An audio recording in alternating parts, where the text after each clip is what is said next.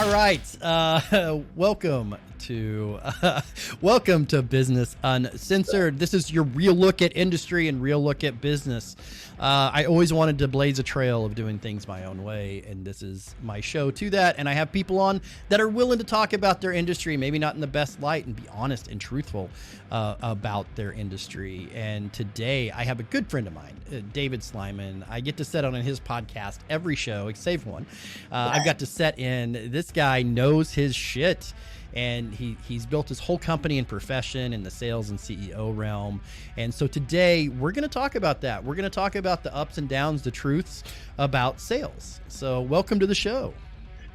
Great to be here, my friend. I know we've been talking about this for a little while. I'm glad we've tied this together, and I'm really excited to be on the Business Uncensored show. So thanks for having me. Appreciate it. And I really, it goes both ways, man. Listen, for me, I was trying to figure out how to get my podcast going. And when we started working together, I mean, you know your shit, you know your stuff. And I really enjoy working with you, and I'm glad to be here. So thanks again. Well, I'm glad to have you, and not many guests on this show make me a little bit nervous. Like, I actually wrote questions. like I never write questions ever. Like, if you watch any of my shit show podcasts, you'll understand that this is just my style. I got to do stand up again recently at a Podfest, and that's been kind of a theme. And so it was a 3-minute set. It was an open mic. Everybody pressured me into doing it after being on a couple podcasts and hearing me. And I literally wrote my set as I was walking up the stairs, and I killed. Like, I absolutely killed, and it was a great experience. But I never come prepared. And today, for you, my friend, I came prepared. Oh man! Now the pressure is on. The pressure is on. Right. The pressure is on. So, well, right. I'm all for it. So let's rock and roll. Let's roll this thing. Right. So one of the ways that you impressed me when we talked is because I know you're in sales. You've been a CEO. We're going to kind of focus a little more on sales right now. Is that you've got that salesman aura to you. You've got that. You're no bullshit. You talk. You know how to talk to people. You know how to do that. So did you always know how to do that, or is that something that was a kind of a natural ability to you, and then you honed it in, or was that something that you had to craft from the ground up? You know, it's both. It's both. I think I always had, and again, I want to sound conceited here, but I've always had an ability to lead from my younger days and being involved in athletics all the way through college, through running my companies. I've always been able to lead. And more importantly, I think what it comes down to is I always try to keep an open perspective from both sides with people, whether I'm talking to them or whether they're communicating with me. And the truth is this: we don't always have to agree, but let's communicate. And I think that's the problem with a lot of stuff that's going on in the world today is people always want to be right. They always want to make their point known, right? And we don't have to always agree. But if we can communicate on whatever our conversation is, that's the most important thing. So if it was one thing that I've always tried to do, it's always try to communicate. I've always tried to listen, look at it from both perspectives. And whether it was meeting with a business owner about a product that I was offering, or whether it was working with an employee who had a situation, I always try to look at it from both perspectives. And that's just, I don't know if that was an ability that I've always had inside, or if it's something I've developed because I've dealt with a lot of people through the years, either professionally or personally. And I always try to just look at both sides. And I guess that's probably the best answer for you. No, I think that's a really big thing into success as general, not just a salesman, is being able to adopt those secondary perspectives, being able to see into those places that 2 seconds here. Yeah, go ahead. This is what editing is for. Okay, no, for some reason I got a notification my mic switched, and I didn't want the other mic going. So anyway, because I moved one of my earphones, and all of a sudden I got this notification one of my other mics took over. And I'm like, oh shit. So anyway, we edit this show heavily, so we're good. But no, I always feel like that's one of the things that make you successful in all realms, is to be able to see more than just your perspective. I think we all know those people that can only see the one thing. They're pushy salesmen, or they have one pitch, they have one way to talk to you, they have one thing. They've taken the Sandler system and they can't deviate from that, and they can't do this. Thank you for that look, because we're going to talk about that system here in just a minute. But taking that. So yeah, being able to see that perspective, being able to round out that conversation and communicate, because in sales, it's very, very little about the actual sales pitch and more about the conversations around that sales pitch. It's so true. And I think most of the time in the sales profession, people want to lead with how great their product is, or how great their company is, or how long they've been around.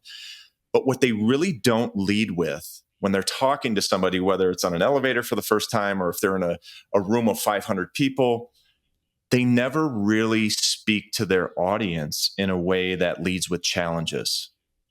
Like, if I'm going to talk to a company, or if I'm going to speak to somebody in a certain profession or a certain sector, I need to understand what the challenges are that we can handle for a perspective, and lead with that to get their interest, because now I'm speaking their language, right? Now I'm speaking their language, and they're going, oh, you know what? This guy or this gal knows what they're talking about.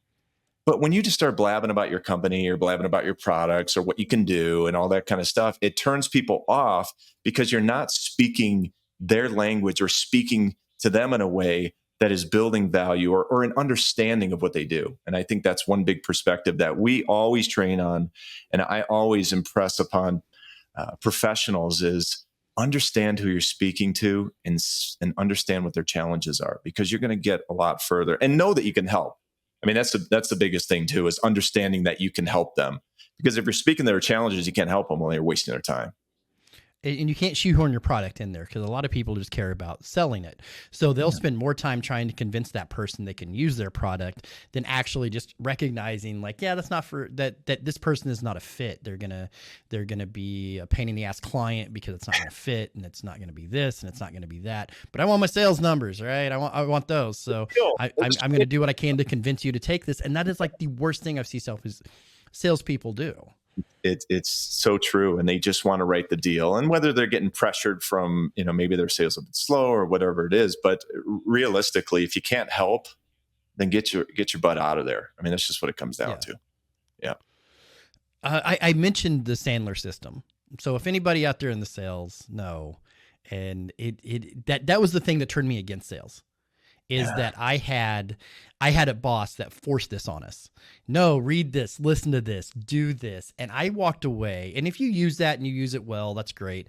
But I walked away from that just being like, this is the most manipulative shithead thing that I've ever been a part of. That doesn't work. They make a lot of money selling that system to people, but I don't know that system even works. Yeah. Here's what I'll say. There's some good things. Okay. I'm not going to bash the system as a whole, because there are some good foundational elements to that. But I think the approach, that's fair. Yeah. I think the approach is incorrect, or in a way, because you can't buy an out of the box system. It's like anything, right? And they try to fit these square pegs in the round hole. And one of the things that we train on, and very big on, is rather than saying a sales script, because they want you to script it, right? They want you to script. It's a dialogue. Think about a dialogue, right? There should be some framework elements in your sales presentation, or the way that you execute on a presentation. You should have a good sales presentation framework, but it should be a dialogue.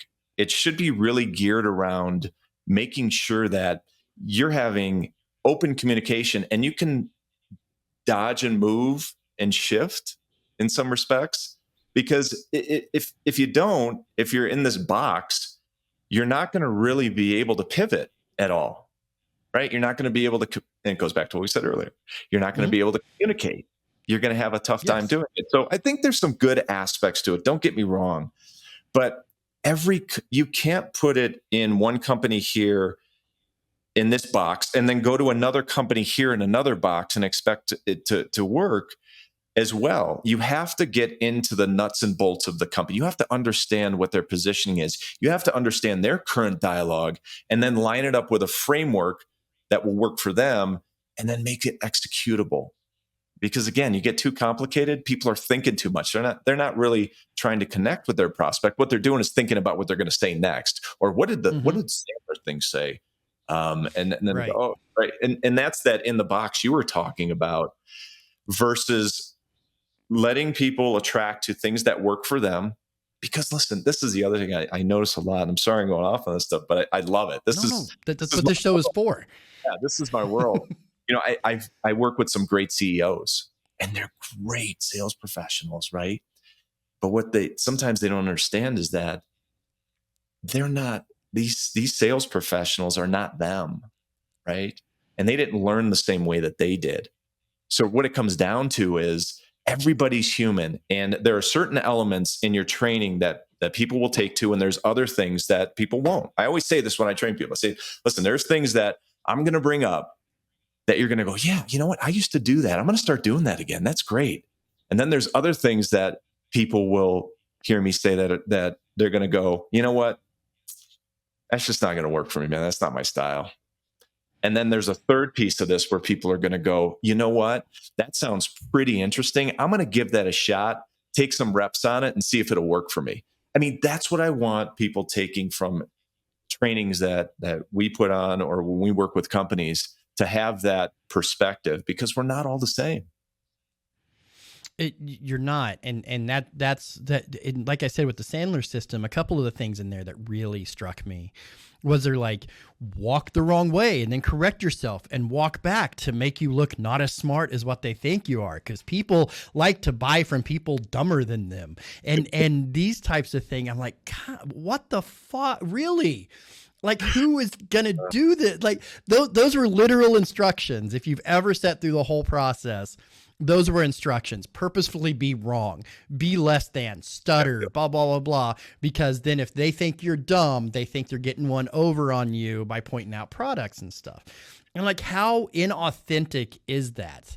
Because we're buying from that person across from us. We're getting things from that person across from us. I think, you know, from the sales, no matter what process is behind you, you're still going to be their person's contact if something gets screwed up or if something goes wrong or if they don't like that product or system behind it. They're still going to reach to you when they have a complaint, that whether you're out of it or not, they're still going to do that with you.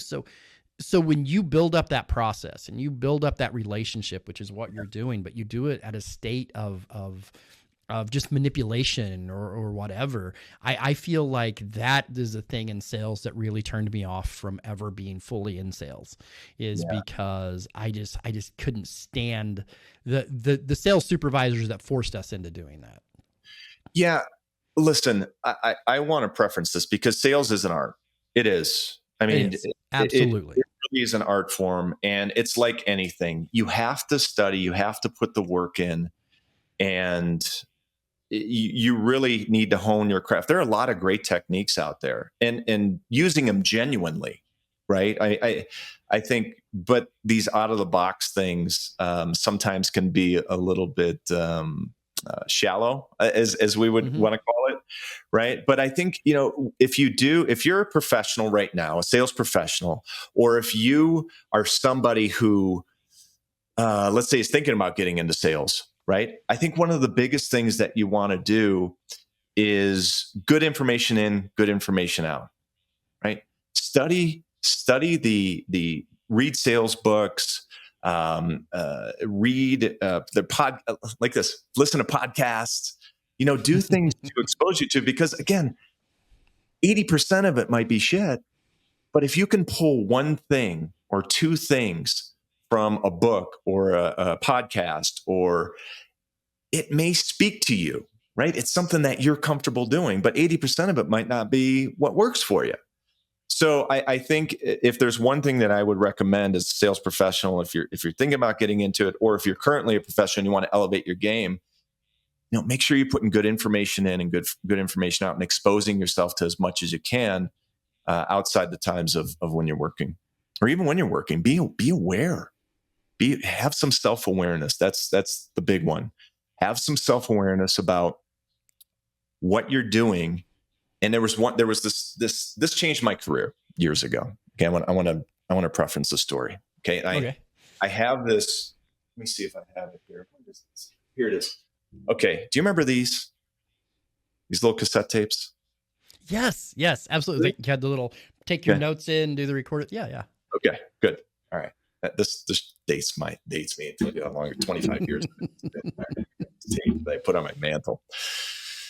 I had a mentor of mine. I was in my first business, and I was lucky enough. It was a franchise business, and I was lucky enough to be in this business, and it was marketing and advertising.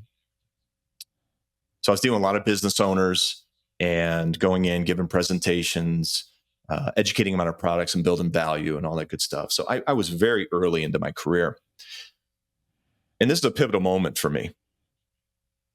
I started off, I think the first week, I got a sale, right? I mean, I went down to like a 3-day sales training, got my first, I'm like, this is easy, right, man?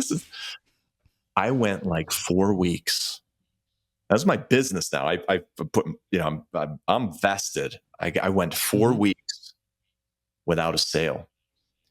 But I felt like I did feel inside in my heart, I was working hard. I was putting it all on the table, and I was getting stronger. And the mentor at the time said, hey, I need you to, because he was in Florida.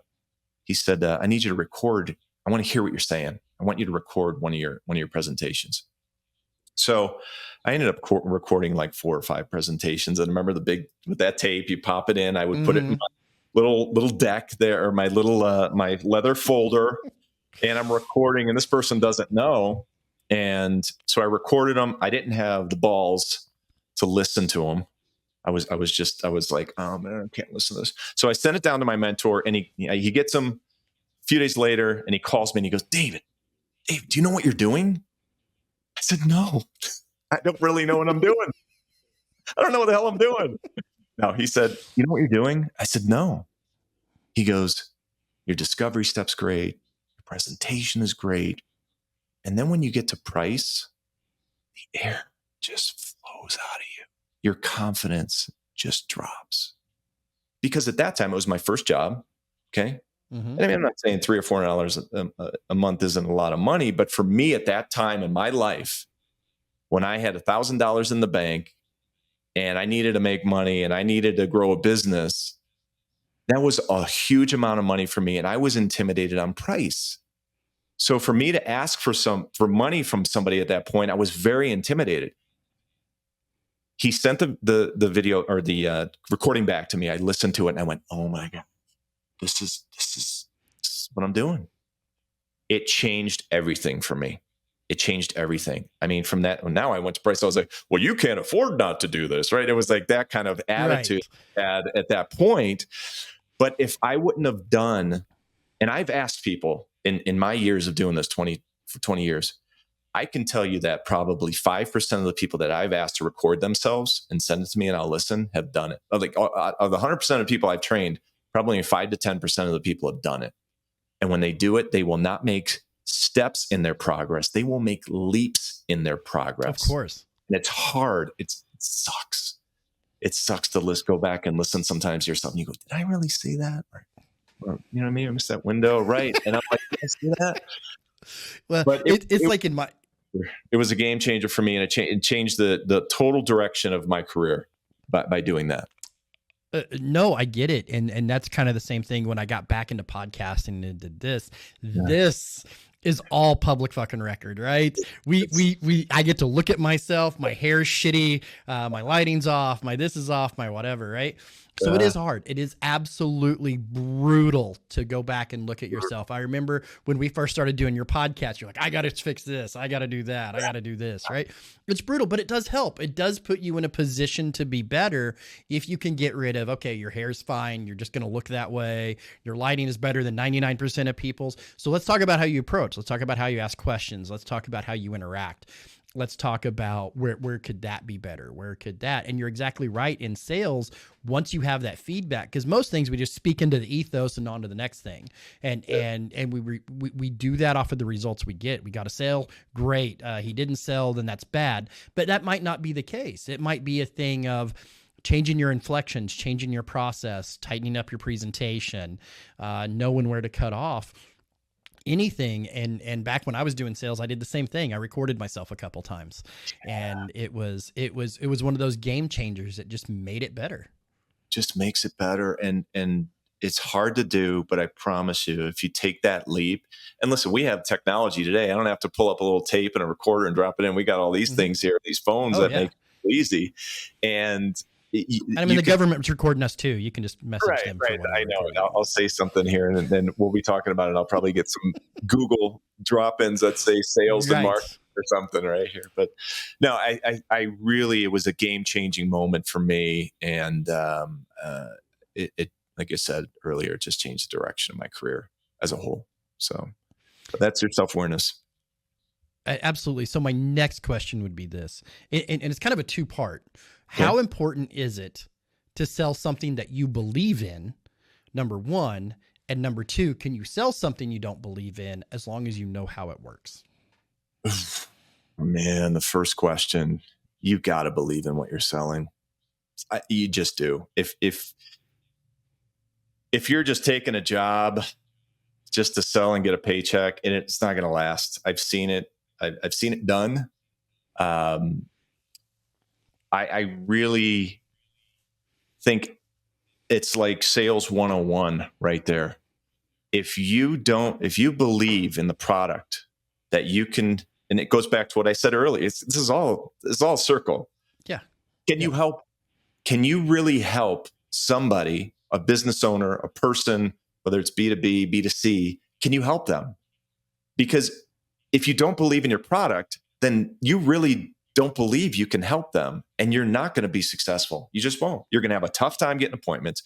You're going to have a tough time presenting, and you're going to have a tough time creating the sale, because all of that is going to resonate somehow, some way. So absolutely not. If you don't believe in the product you're selling or the company you're with, it's going to make it really tough. And I just think it's not a matter of if it collapses and you move on. It's just a matter of when. Yeah. And then the second one, I mean, it's the same answer. The second one, right? You can't, you have to be fully invested in what you're doing. Or it's going to come off shallow, and you're not going to execute to the best of your ability. Man, sure. The reason why I asked that question is I made a pretty good living selling for a year or two of selling something I did not believe in. I knew how it worked. I didn't believe in it. I wouldn't have bought the damn stuff. But it was, screw it. This is uncensored for a reason. I'm looking at you, little duck insurance company. But I made a killing doing it, right? I absolutely did. And it was because of the time COVID happened. Nobody had marketing budgets. One of their plans could, if you got COVID and had to be off of work, it could do it, but it was so structured in a way, they're never going to pay that shit. And then, and I'm out there and I'm like, hey, you might get COVID and miss a couple weeks. Cause at the time it was like 2 weeks off of work. So here, buy this insurance policy, buy this. But no, didn't believe in it for a second, but sold the absolute shit out of it. And I still don't feel great about that process, right? I had my own marketing company. Nobody had money for marketing during COVID.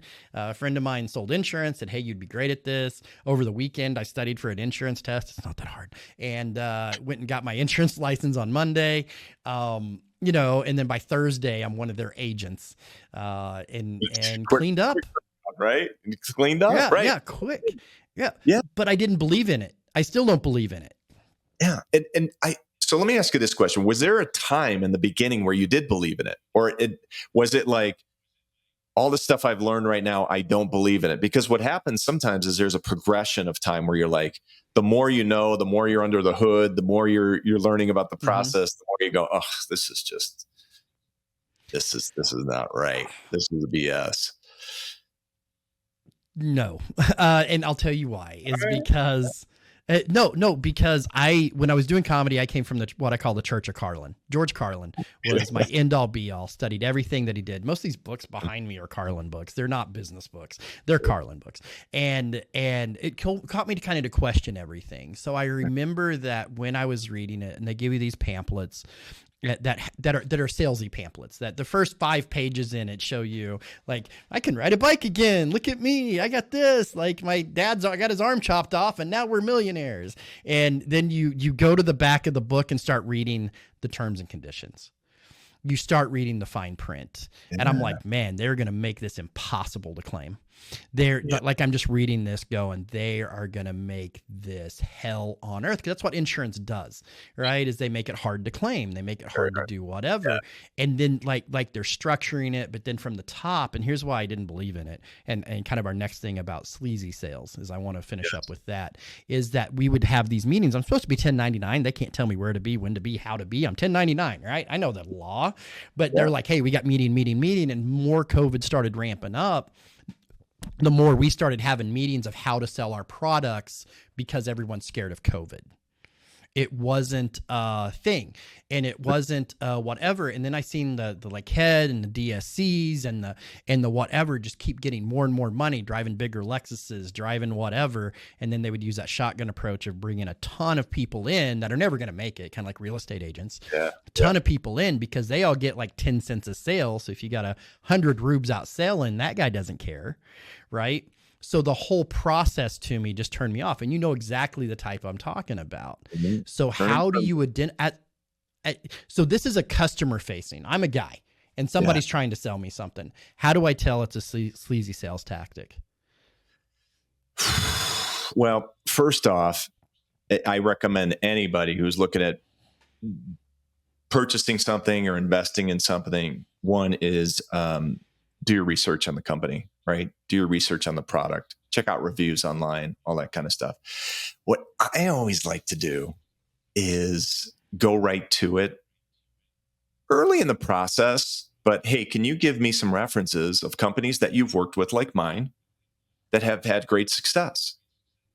I mean, if they can't turn that stuff around or flip it around, either they're very early into it and they're just trying to get a deal, or two, they really don't have anybody for a reference or a validation. I mean, again, it's one of the things we train. We train a framework in our sales training is this. Here's the structure. And again, it's a structure. It's not a script. It's a dialogue, but a really good sales framework has 5 components into it. Okay? One, a great discovery step, understanding your business. Better make sure that when someone's meeting with you, they're asking a lot of questions about your business and not product vomiting on you about theirs. Okay. Too many times sales professionals product vomit, and it's because of their confidence level in their product and in their process. That's what happens. They get nervous and they go, oh, here's what we do. This is what I know. So this is all I'm going to give you. Yeah. So this is right. So a great discovery step. They should be asking you a ton of questions about your business and really trying to align that help and see if you can help. Okay.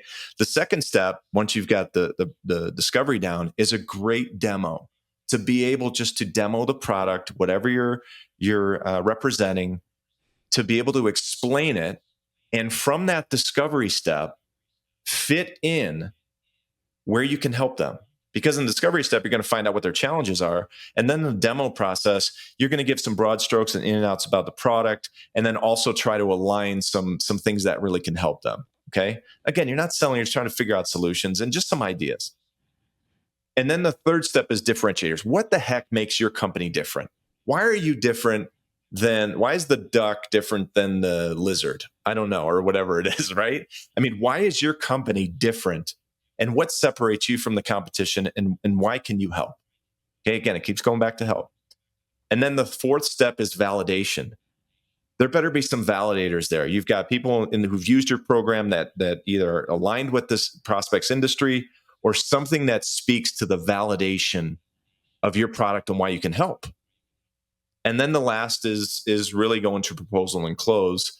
And again, I'm big on having, depending on the sale, again, a SaaS type product, you're going to have more levels, more people to deal with. In marketing and advertising, you're dealing with a small business. There's an opportunity to have that go from start to goal line from the first meeting, or not the actual first meeting. I mean, that can happen. So you have to know your process and your sale, but that's a really solid presentation framework. So again, discovery, Okay. Your demo, what makes you different, validate, and then go to proposal and close. I mean, now again, every company's different. They might have a lot of dialogue or different things, but if you stick with that framework, you'll be putting yourself in a great, but that first step, that discovery step is so important because that dictates if you can help or not. Absolutely. Well, thank you so much for coming by.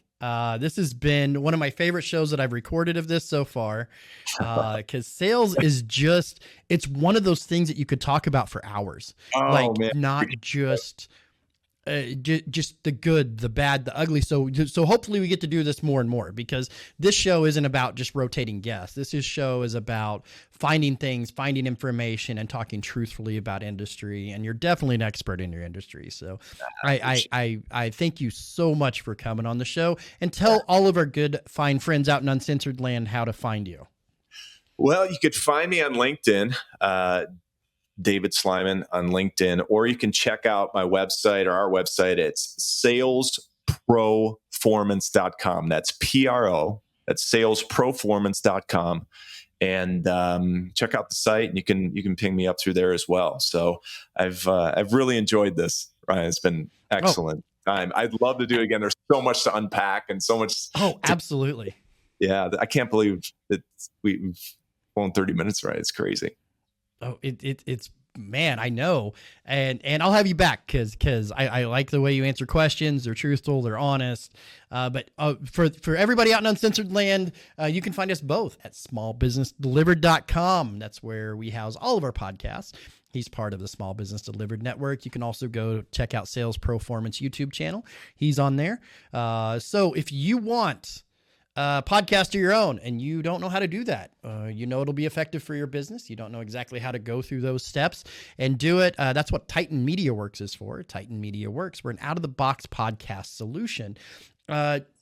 Not that I'm teeing you up, but he's one of our clients. We send him a link. He shows up. He does his podcast. He fucks off that way. And then a week later, there it is.